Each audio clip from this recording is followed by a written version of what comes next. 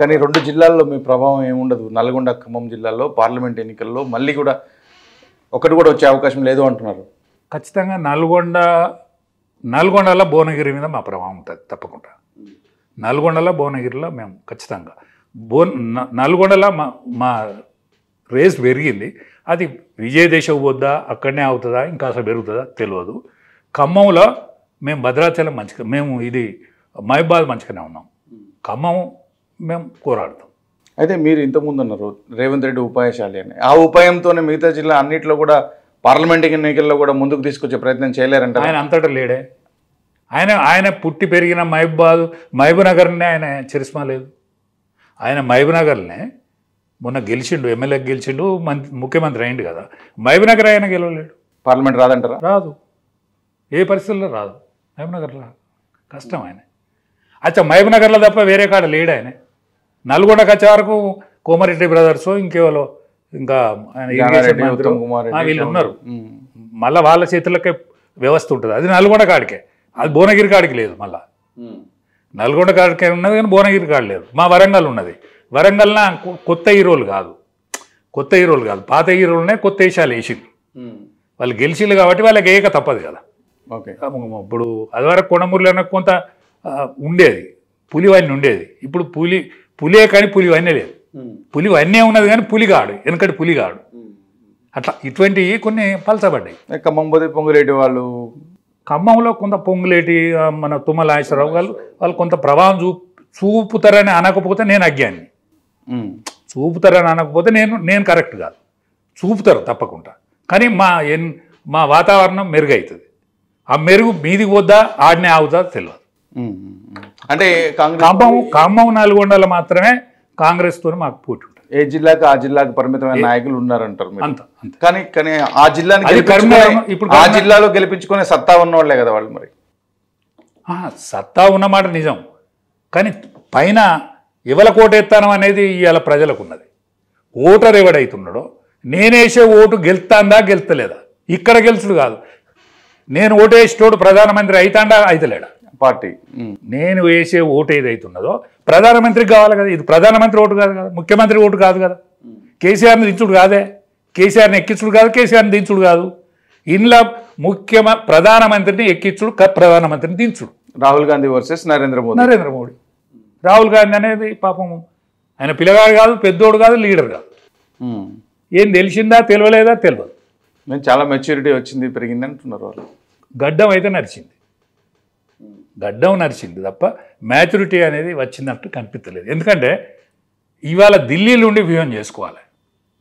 ఇవాళ అంటే నేను పాదయాత్ర చేస్తాడనే నాకేం ఈర్ష్య లేదు ఆయన మీద, కానీ ఢిల్లీలో ఉండి వ్యూహం చేసుకోవాలి. ఆయనకు అనుచర వర్గం ఏదైతున్నదో పార్టీ అంతా ఎక్కడికక్కడి చింపుకొని పోతుంది. అనేక సంవత్సరాలు ఆయనతో ఉన్నటువంటి కమల్నాథ్ లాంటి వాడు పోతాడు. ఇవాళ కాంగ్రెస్ పార్టీని నమ్ముకున్న ఇంకా డిక్లేర్ చేయలేదు, పోతడా పోడా కానీ కన్నైతే పడ్డది కదా. మారే దీంతోనే దీంతో ఒక ఆలోచన వచ్చింది. దీంతోనైతే అయ్యేటట్లేదు. ఇది ఈ ఎద్దును కడితే బండి వెళ్ళేటట్లేదు, ఈ కాంగ్రెస్ పార్టీతో ఏమయ్యేటట్లేదు అని కమల్నాథ్ లాంటి వాడికి అనుమానం వచ్చింది కదా. అనుమానం ప్రభావం ఇక్కడ ఓటర్ల మీద కూడా తప్పకుంటుంది. ఎస్పి చవాన్, ఇక్కడ చవాన్ గారి ఫ్యామిలీ అనేక సంవత్సరాల నుంచి కాంగ్రెస్ పార్టీలు ఉన్నారు కదా. మన నాందేడ్ అంటే మనం ఆనుకునే ఉండదు. తెలంగాణ ఆనుకొని ఉన్న నాందేడ్ ప్రాంతంలో కూడా అనుమానం వచ్చింది కదా. ఇవాళ కర్ణాటకలో నిన్నగాక మొన్న ప్రభుత్వం వచ్చింది, ఇవాళ అక్కడ కనిపిస్తుంది కదా. ఇవన్నీ కల్పిస్తే ఏమవుతుంది అంటే నరేంద్ర మోడీ ప్లస్ రాహుల్. అయితే ఇది జిల్లాల వారీగా మాట్లాడుతున్నాం. నల్గొండ, ఖమ్మం, ఇప్పుడు వరంగల్కి వచ్చేసరికి మీ పాత లీడర్లు ఎవరో కొంత ప్రభావితం చేసినా కూడా అక్కడ కూడా బీజేపీకి గెలిచిన రోజులు ఉండే, అక్కడ కూడా బీజేపీకి ఓటేసిన రోజులు ఉండే. ఒక్కటేందంటే ఓటరు ప్రతి ఒక్కడు ఇవాళ మోడీ వెనక బీజేపీ ఉన్నది. ఏ మాటకు ఆ మాట చెప్పాలి. నేనేదో బీజేపీ లీడర్ని కాబట్టి ఏది పడితే అది చెప్తే నడుతుందని నేను అనుకోవట్లేదు. మోడీ అనేది ఆయన ముందట ఉన్నాడు. మా చిన్న ఆయన ఉంటాడు, 83 ఏళ్ళు ఉంటాడు. ఆయన దగ్గర పోయినా నేను టీఆర్ఎస్లో ఉన్నప్పుడు ఆయన టీఆర్ఎస్ కోట్లు వేయలే, ఆయన బీజేపీ కోట్లు వేసాడు. ఓకే, నేను ఆయనను ఎక్కువ నొప్పిపోయేది. ఎప్పుడన్నా అడిగేది ఏంది అంటే నాటి నుంచి నేను బీజేపీకి వేసిన బిడ్డ అనేది. మొన్న పోయినప్పుడు అడిగిన నేను ఏంటిదే మరి ఇప్పుడు ఏమైతుంది అంటే ఎన్నడూ లేదు కానీ మొన్న నేను కాంగ్రెస్ కోటేసిన బిడ్డ. ఎందుకురా ఎందుకు వేసినా ఆయన ఎందుకు వేసినావు బాబు గట్ల ఎందుకు వేసినావే నువ్వు వేయవు కదా నేను బీజేపీకి వచ్చిన గట్ల ఎందుకు వేసినావు అంటే అందరు తిట్టుడేనరా కేసీఆర్ను అందరు తిట్టుడే. తిట్టడానికి నేనెందుకు కోటేయాలి తిట్టేటోడు వాడు ఓడిపోవాలి కదా. ఓడిపోవాలంటే బీజేపీ కోటేస్తే వాడు ఓడిపోయేటట్లేదు కదా. అందుకని నేను కాంగ్రెస్ కోటేసిన. మరి ఇప్పుడేమంటానులే ఇప్పుడు మోడీ అంటాను బిడ్డ అందరూ. మొన్న ఏదో గాయ వచ్చింది చూడు గాయ అంటే ఇది మన కరోనా మొన్న గాయ వచ్చింది చూడు ఆ గాయని దక్కించిందే ఆయనట. ఇక్కడనే కాదు ప్రపంచానికి కూడా మందులు పంపిండట అనుకుంటాను. బాబు కూడా చెప్తున్నా ఆయనకు చదువు రాదు ఏమి రాదు. ఆ గాయని కాపాడింది ఆయనట. ఆయన కాదు ప్రపంచానికే మందులు పంపిండట. అంటే వాళ్ళ స్థాయి వరకు అంటే బీజేపీ వాళ్ళు సక్సెస్ అయినట్టు. బీజేపీ కంటే మొట్టమాలు వానికి తెలిసింది ఇవాళ ఓటరు మన దగ్గర ప్రభావితమైండు. తెలంగాణ ఓటరు అని తోడు నక్సల్ బరి ఉద్యమం కాంచెలు ప్రభావితం అవుకుంటూ వస్తాడు.